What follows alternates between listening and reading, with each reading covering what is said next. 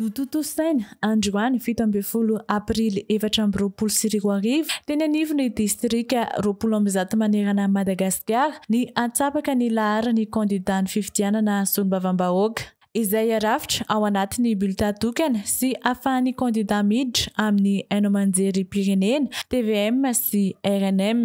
Nofaritana anio ihany koa ny loko raikitra isaky ny bulletin tokana. Izao no natao mba ho antoky ny fangaraharan'ny zotra-pifidianana sy fampitoviana lenta ireo kandida. Tsara ny manamarika fa nisy anino isana ny fandrindrana sy fanaraha-maso ny fidiran'ireo kandida ireo any amin'ny haino aman-jerim-panjakana mandritra ny fampelezana. Mila manaja ny hevitra ny tsirairay tsy azo ny kandida tsirairay atao ny mifanaratsy ao anatin'ny propaganda. Zay dia afaka manao doka koa tsika ao anatin'ny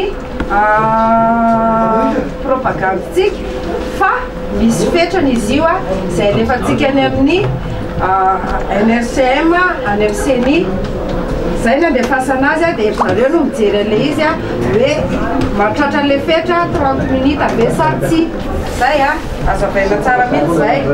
Ho an'ny boriboritany fahadimy manokana dia tonga maro ireo mpiaradia amin'ny kandida solombavam-bahoaka laharana voalohany avy amin'ny Irmar Navraholdine nampiseho ny fanohanan'izy ireo azy. Torak izany ihany koa ny tetsy amin'ny boriboritany voalohany. Tonga maro be ireo olona mpanotrona ny kandida laharana fahaefatra avy amin'ny Irmar Augustin Andriamananoro sy Tahina Razanamahefa.